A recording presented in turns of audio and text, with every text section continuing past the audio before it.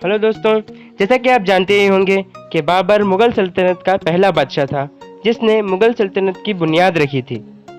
तो आज के इस वीडियो में हम बाबर के इतिहास के बारे में बात करेंगे।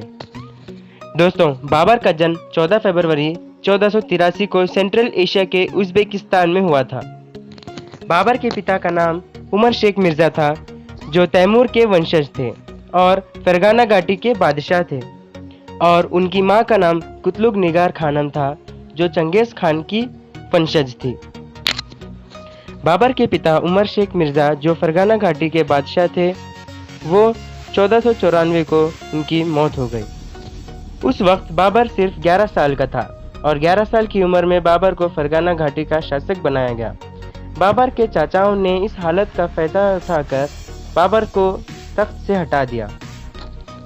1496 में बाबर ने उज़्बेकिस्तान के शहर समरकंद पर हमला करके 7 महीनों के बाद उसे जीत लिया।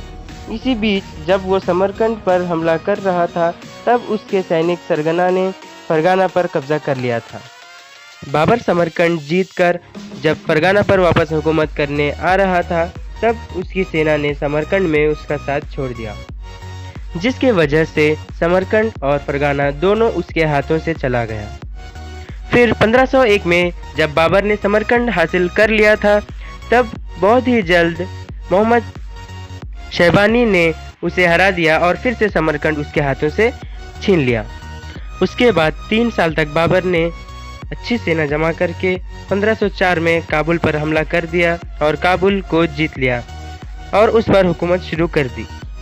सन 1414 में तैमूरलंग के द्वारा दिल्ली जीतने के बाद उन्होंने सैयदियों को दिल्ली के तख्त पर बिठाया था। बाद में 1451 में लोधी राजवंश के अफगानों ने सैयदियों को हराकर दिल्ली पर कब्जा कर लिया था।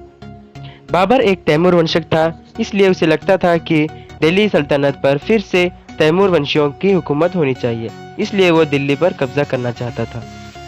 इसी वजह से लोधी सल्तनत के आखिरी बादशाह इब्राहिम लोधी और बाबर के बीच पानीपत के मैदान में जंग हुई। ये थी पानीपत की पहली जंग, जिसे फर्स्ट बैटल ऑफ पानीपत कहा जाता है।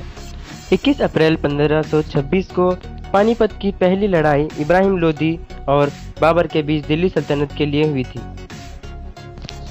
इब्राहिम लोधी को लगता था कि वो जंग आसानी से जीत जाएगा, क्योंकि उसके पास 1 लाख की सेना थी और बाबर के पास सिर्फ 18,000 की सेना। लेकिन बाबर ने बड़े ही हिम्मत के साथ सिर्फ 5 घंटों में इस जंग को आसानी से जीत लिया, क्योंकि बाबर ने अपने साथ बारूद और तोप लाया था, जबकि इब्राहिम लोधी के पास सिर्फ सेना ही थी। इब्राहिम लोधी की सेना बाबर के तोपों के सामने नहीं टिक सकी और बाबर ने इस जंग को आसानी से जीत लिया और भारत में मुग़ल सल्तनत की बुनियाद रख दी। बाबर अपने साथ बारूद और तोपें लाया था, इसी वजह से पानीपत की पहली लड़ाई बाबर ने आसानी से जीत ली और मुग़ल सल्तनत की स्थापना की। 16 मार्च 1527 को खानवा की जंग मेवाड़ के राणा संगा और बाबर के बीच हुई थी। इस जंग में राणा संगा का साथ राजपूत और इब्राहिम लोधी के भाई महमूद लोधी ने दिया था। बहुत सारे लोगों का साथ पाकर राणा संगा के पास बहुत सारी सेना हो गई थी और बाबर के पास सिर्फ 20,000 की ही सेना थी। इब्राहिम लोधी का भाई महमूद लोधी अपनी पूरी सेना के साथ राणा संगा को धोखा देकर बाबर से जा मिला था और बाबर पानीपत की जंग की तरह ही इसी जंग को भी अपने दिमाग से सिर्फ 9 घंटों में ही जीत लिया और मेवाड़ पर हुकूमत शुरू कर दी। मेवाड़ को जीतने के बाद मुग़ल बादशाह बाबर ने चंगेरी पर हमला करने का फैसला किया। 21 जनवरी 1528 को हमला किया और अपने तोपखानों की मदद से सिर्फ 1 ही घंटे में इस जंग को जीत लिया और चंदेरी पर हुकूमत शुरू कर दी। 1529 में कुछ अफगानों ने पूर्वी भारत पर हमला किया, जिस वजह से बाबर बहुत गुस्से में था और इसी तरह से घाघरा की जंग शुरू हुई। कुछ अफगानों ने बाबर की बात मान ली, लेकिन बड़ी अफगान सेना बाबर की बात नहीं मानी, जिस वजह से बाबर ने उन पर हमला करके बड़ी ही बहादुरी के साथ उस जंग को जीत लिया। बाबर अपने बेटे हुमायूं से बहुत मोहब्बत करता था। एक दिन बाबर के बेटे हुमायूं की तबीयत बहुत ज़्यादा ख़राब हुई।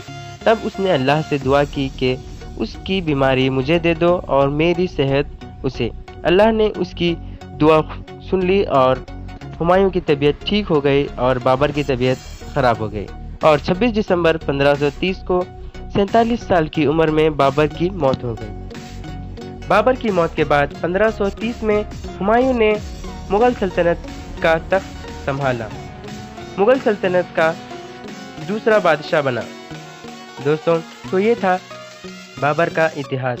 अगर ये वीडियो आपको अच्छा लगा है तो इसे लाइक कीजिए और हमारे चैनल को सब्सक्राइब कीजिए। चलिए दोस्तों, अब मिलते हैं अगले वीडियो में।